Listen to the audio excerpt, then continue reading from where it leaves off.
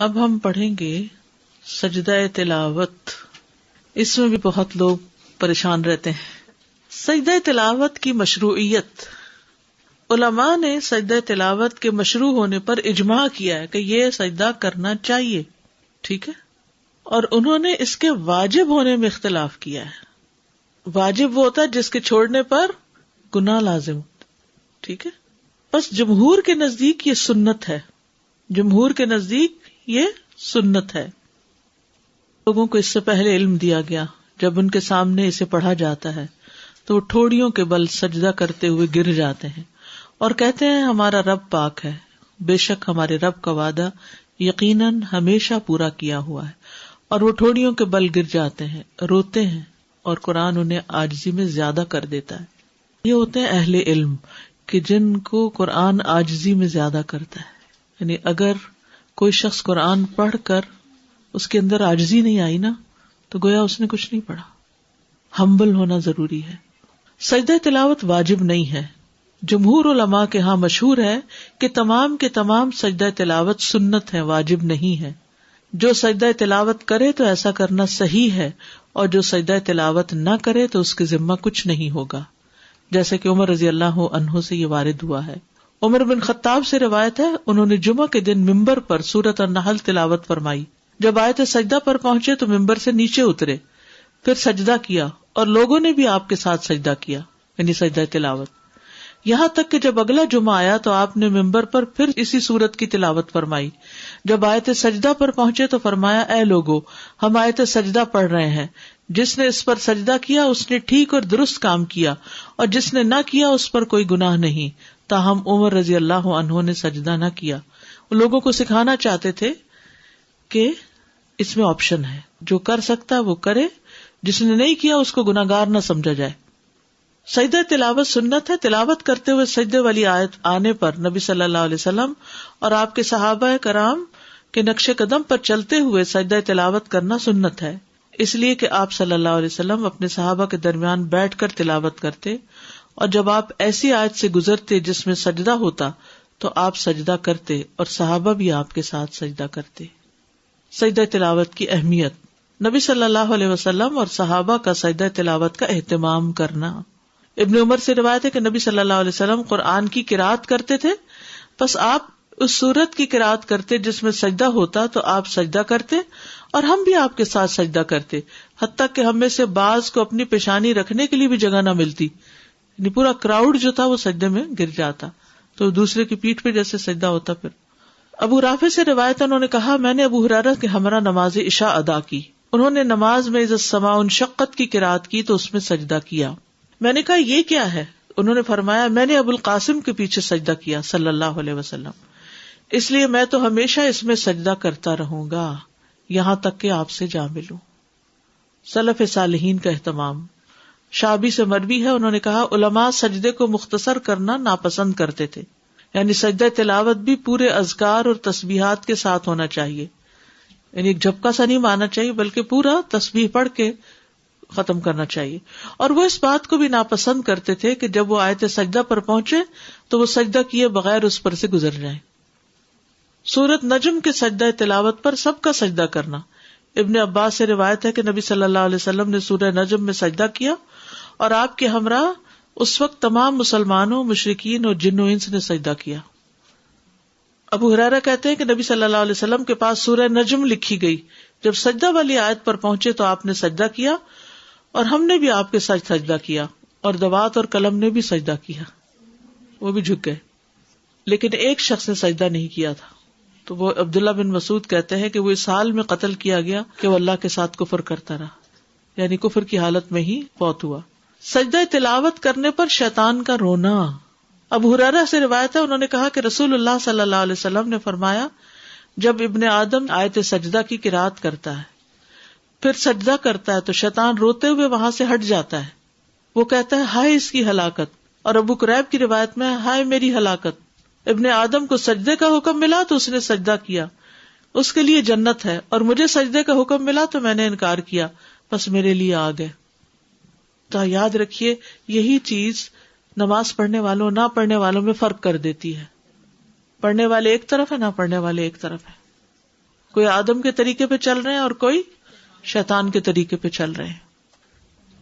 جسے ہم بچوں وغیرہ کو کہتے ہیں نا نماز پڑھو، اس کی اہمیت، تو ہر وقت یہ لفظ نہ بولا کریں نماز پڑھو. کبھی بیٹھے ہو اچھے موڈ میں تو بچہ کریں اچھا یہ بتاؤ کہ اگر تمہارے پاس چوائس ہو تو تم آدم علیہ السلام کے طریقے پہ چلو گے یا شیطان کے طریقے پہ؟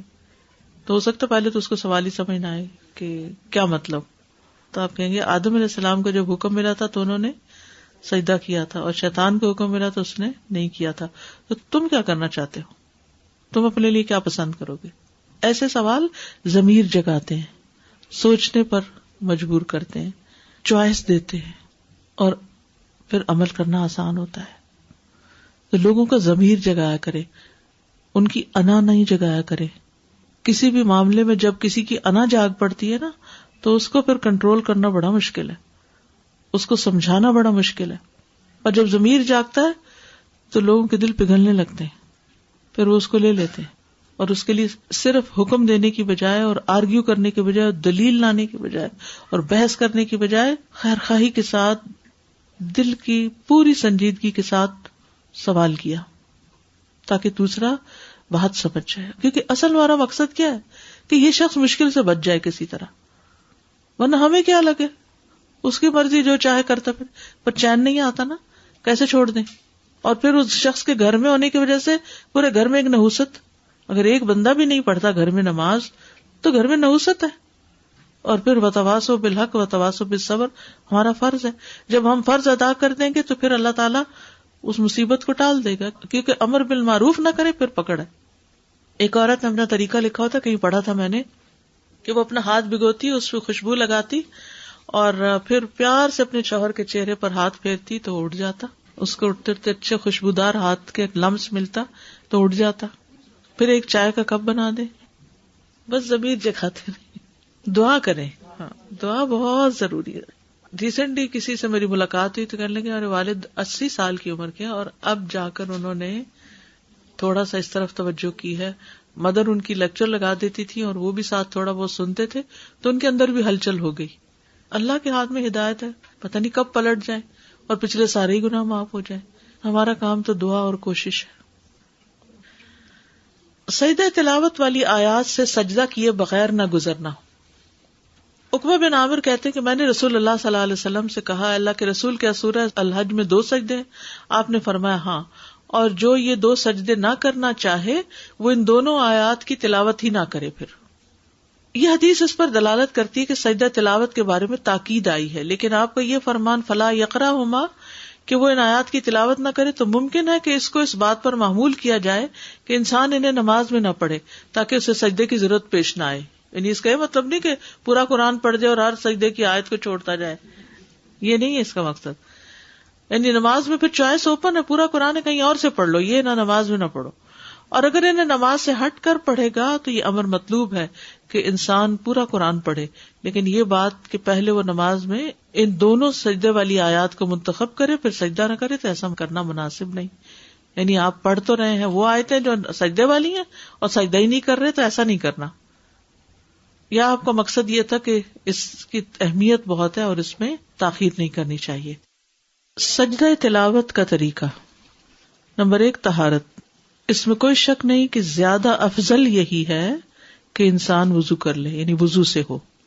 لیکن اگر وضو نہیں تو سجدہ نہ چھوڑے، سجدہ کر لے. سجدہ تلاوت کے لیے طہارت کی شرط نہیں لگائی جائے گی، کیونکہ انسان جنابت کے علاوہ تمام حالات میں قرآن پڑھ سکتا ہے، اور اگر سجدہ کی آیت آ جائے تو وہ سجدہ کرے گا، خواہ وہ طہارت کی حالت میں ہو یا نہ ہو.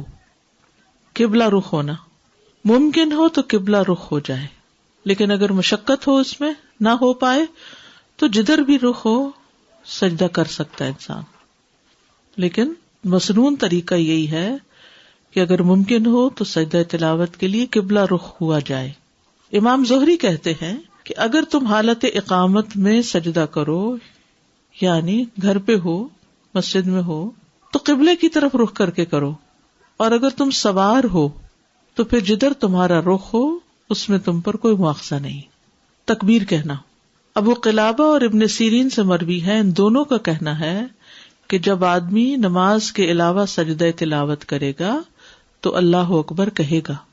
ٹھیک ہے، آپ قرآن پڑھ رہے ہیں، پڑھتے پڑھتے آیت سجدہ آ گئی تو آپ کیا کریں گے؟ اللہ اکبر کہہ کے سجدے میں جائیں گے.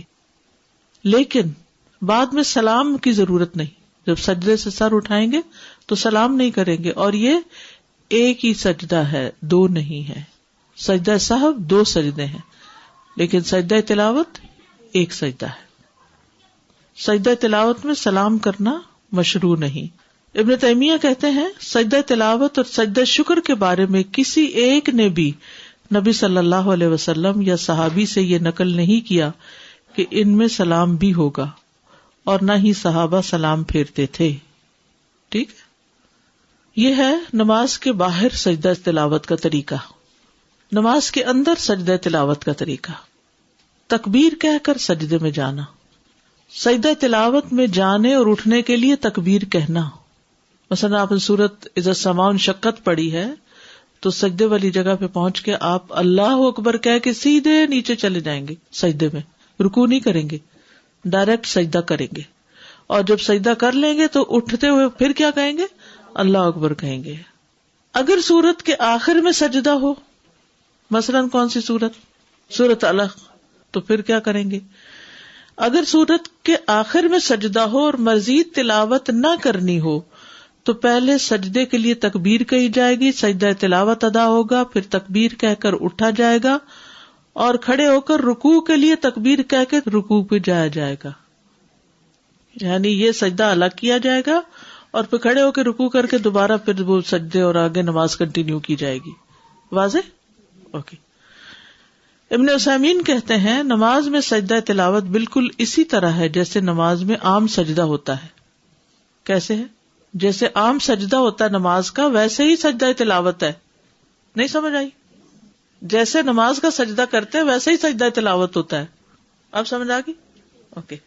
یعنی سجدہ تلاوت میں جانے اور اٹھنے کے لیے تکبیر کہے، اور اس میں کوئی فرق نہیں کہ سجدہ تلاوت قرات کی آخری آیت میں آیا ہو اور اس کے بعد سورت ختم ہو گئی ہو یا قرات کے درمیان میں آؤ.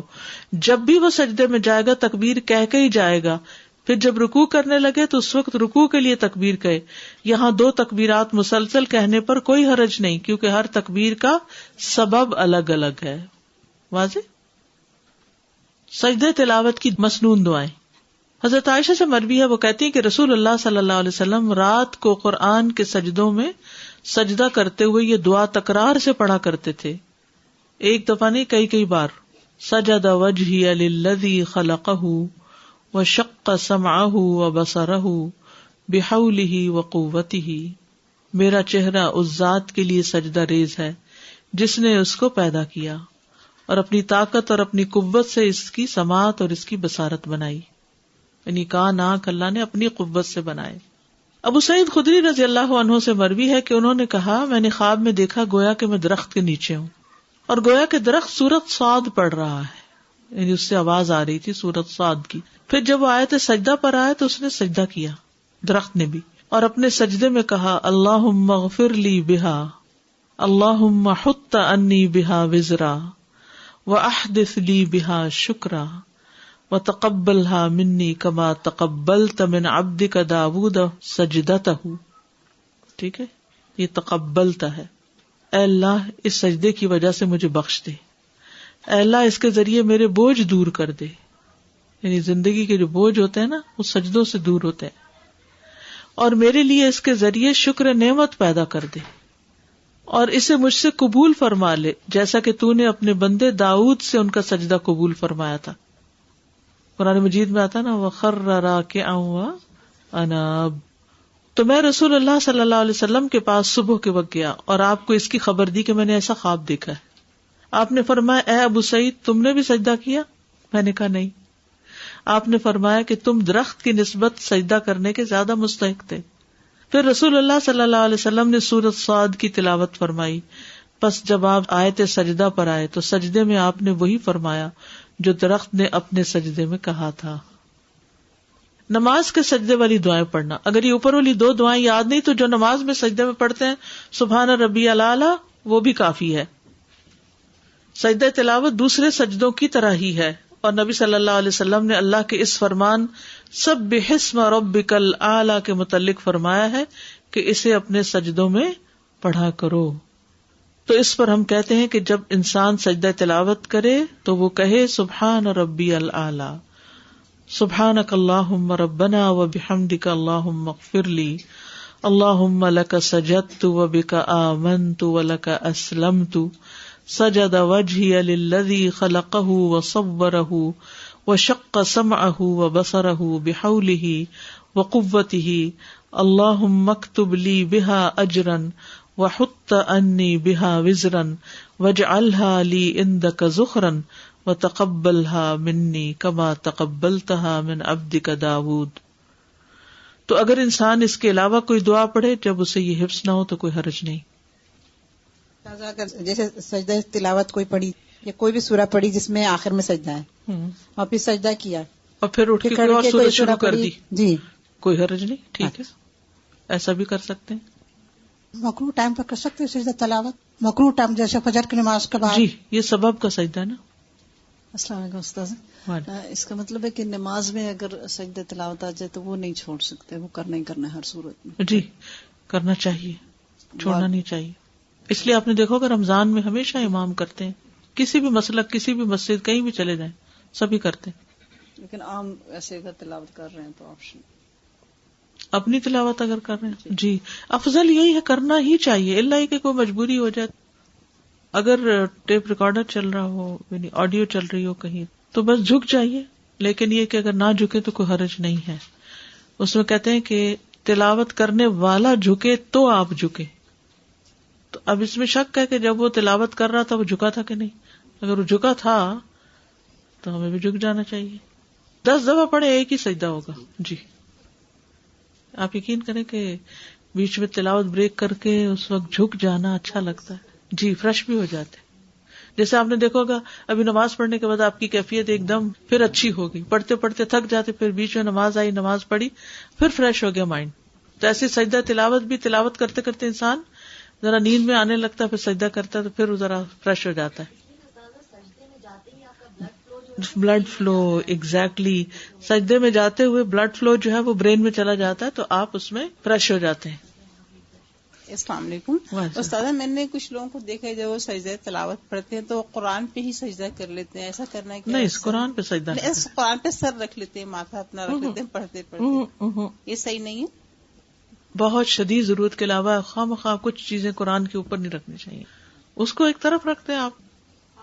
تلاوت کمپلیٹ کرنے کے بعد بھی سجدہ کیا جا سکتا ہے یا کہ آیت پڑھنے کے بعد بھی؟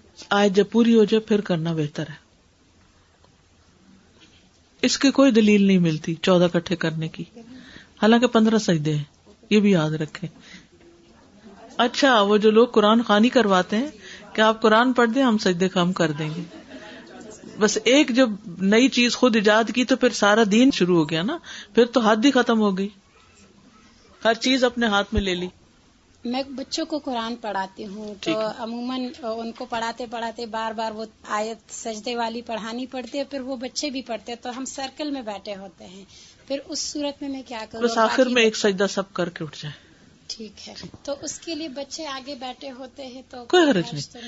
اس میں نماز والی شرائط نہیں ہے، ٹھیک ہے، جتنی ہو سکے اتنا تو بہت اچھا ہے. ٹھیک ہے. لیکن اگر نہیں ہو سکتی تو بھی کر لینا. یعنی اصل کیا ہے کہ سجدے والی بات آئی اور ہم جھک گئے تو آؤ جھک جائیں، بس اتنی سی بات ہے.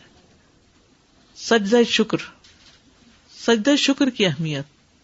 سجدہ شکر ان عظیم عبادات میں سے ہے جن کے ذریعے بندہ اللہ جل و علا کا شکر ادا کرتا ہے، کیونکہ اس میں اپنے جسم کا سب سے معزز ترین حصہ یعنی چہرہ زمین پر رکھ کر اللہ کے لیے خضوع اختیار کیا جاتا ہے، اور اس کے ذریعے دل اور زبان اور تمام اعضاء سے اللہ کا شکر ادا کیا جاتا ہے. نبی صلی اللہ علیہ وسلم کا خوشی ملنے پر سجدہ شکر ادا کرنا. ابو بکرہ سے مروی ہے کہ نبی صلی اللہ علیہ وسلم سے روایت کرتے ہیں کہ جب آپ کے پاس کوئی خوشی والی خبر آتی یا آپ کو کسی بات کی خوشخبری دی جاتی تو آپ فوراً اللہ کا شکر ادا کرنے کے لیے سجدے میں گر پڑتے.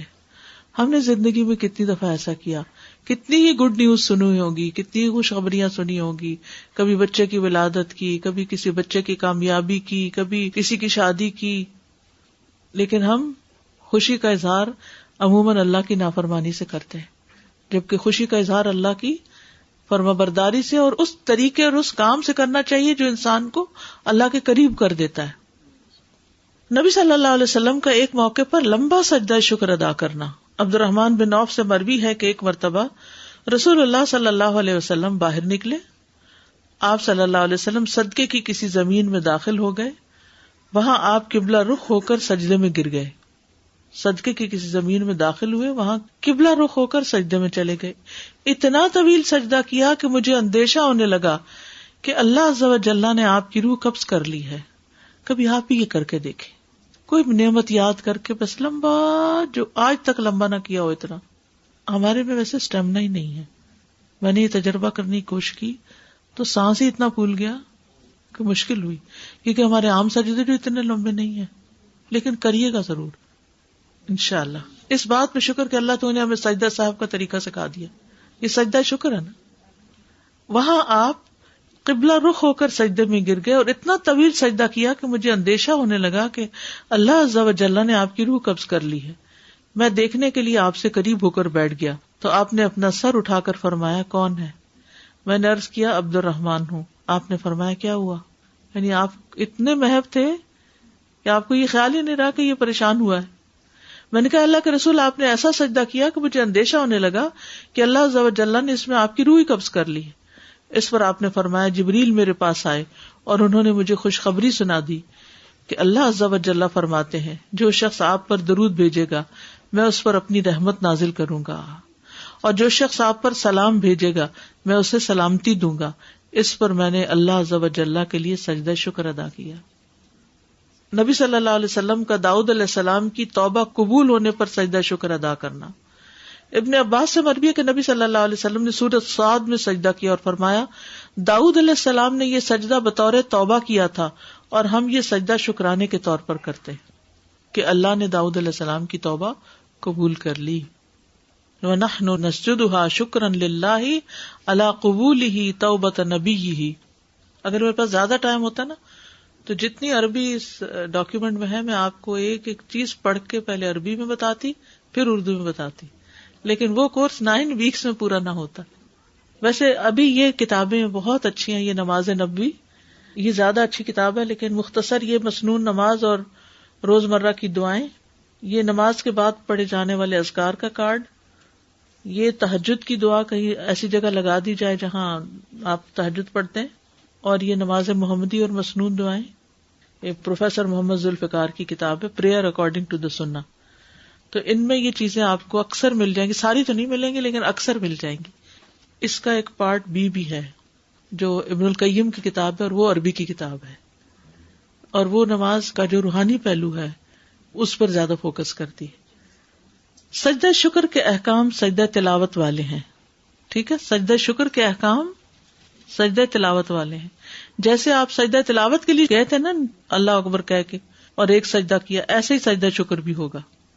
ابن قدامہ کہتے ہیں کہ سجدہ شکر کی صفت اس کے افعال، اس کے احکام اور اس کی شرائط میں سجدہ تلاوت کی صفت جیسی ہی ہے۔ سجدہ شکر میں کچھ بھی پڑھا جا سکتا ہے، سجدہ شکر میں کوئی مخصوص ذکر نہیں ہے، بلکہ سجدہ شکر کرنے والے کے لیے مشروع یہ ہے کہ وہ سجدے کی حالت میں موقع محل کے مطابق اللہ کی حمد، اس کے شکر، اس سے دعا اور اس سے استغفار وغیرہ میں سے کچھ بھی کہے، ٹھیک ہے۔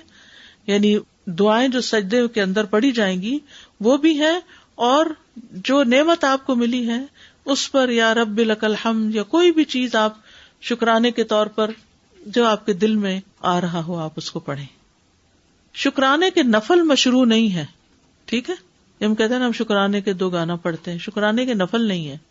شیخ ابن عثیمین کہتے ہیں میرے علم کے مطابق سنت میں کوئی بھی نماز صلاۃ الشکر کے نام سے نہیں ہے، البتہ احادیث میں سجدے کا ذکر ہے جسے سجدہ شکر کہتے ہیں۔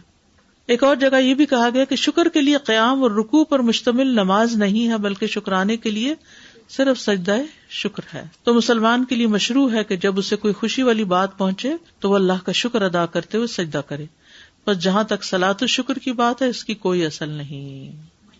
مشروع مطلب پرسکرائبڈ۔ دیکھیں ویسے آپ نفل پڑھتے رہیے، ساری عبادت ہی شکر ہے اصل میں، جیسے روزہ رکھتے ہیں یا کچھ بھی، تو یہ اصل میں ہم شکریہ ادا کر رہے ہوتے ہیں اللہ کی نعمتوں کا. پھر خود سے بنانا کوئی بھی چیز بدعت بن جاتی ہے نا، کہ کسی کو پابند کرنا یا خود، تو اس لیے جب آسانی کر دی اللہ نے، صرف سجدہ کر لو، بات اتنی بھی کافی ہے، تو اتنا ہی کرتے رہے. اب دیکھیے بعض اوقات نماز پڑھنے میں ہمیں سستی ہو جاتی ہے، سجدہ کرنے میں کتنی دیر لگے گی؟ جہاں بیٹھے کوئی قبلے کے رخ کی پابندی نہیں، کچھ نہیں. وہیں اگر آپ سفر میں ہیں، راستے میں ہی فون آ گیا اور آپ نے سن لیا، اور تو ادھر ہی بیٹھے بیٹھے جھک جائیں. رفع یدین ہوگا سجدہ شکر اور دیکھیے سجدے میں رفع یدین ہے ہی نہیں. صحیح نہیں، جب ہم تلاوت کر رہے ہوں گے قیام میں، نماز کے اندر تو ویسے ہی ہے نا، وہ تو ہے لیکن اس کے بغیر نہیں ہے. اوکے، وہ تو نیچے جا رہے ہیں تو اس وجہ سے. صحیح.